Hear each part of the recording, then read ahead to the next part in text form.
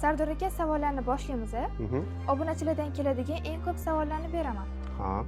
Hop, birinchisi, nima uchun sizlarda arzon? Bilasizmi, biza do'konni ochishdan oldin birinchi segmentni aniqlab olishimiz kerak edi. Biza quyi segment, ya'ni arzonchi tovar sotamizmi yoki qimmat sifatli tovar sotamizmi degan savol tug'ildi bizada. Qimmat sifatli, yaxshi sifatli tovarlarni arzon narxda xalqqa yetkazib berish maqsadini qo'ydik. Tushunarli. Keyingi savolim, nima uchun aynan Sweety Kids? Nom masalasida Mountain jamoasiga rahmat. Ular bilan juda ko'p o'yladik. Keyin oddiylikda tanladik. Sweety so'zi bu ingliz tilidan, sweet so'zi ingliz tilidan olinganda shirin degan ma'noni bildiradi. Tabiiyki eng dunyodagi shirin ne'mat bu farzand ne'mati.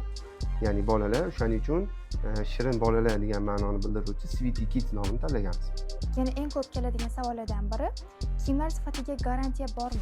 Bor, albatta, bor. Chunki biz har bitta kiyimni olishdan oldin o'zimizni farzandimizga olgandek uni tekshirib, sifatiga, kassalariga qarab olamiz.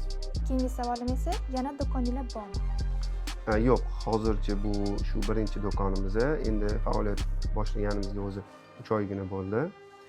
Xudo xolasa, mana shu kelayotgan kuzgi sezonga yana filialni ochish maqsadimiz bor. Va 5-savolim, sizlarda asosan o'g'il bolalarning kiyimi yoki qizlarning kiyimi? Bizda ko'proq qizlarning kiyimi. Bilasizmi nimaga?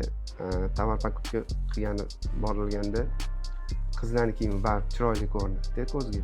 O'g'il bolaga ko'proq olaman, o'g'il bola kiyimim kam deymiz-ku. Nimagadir baribir lekin qizlarga ko'proq kiyim olib qo'yamiz.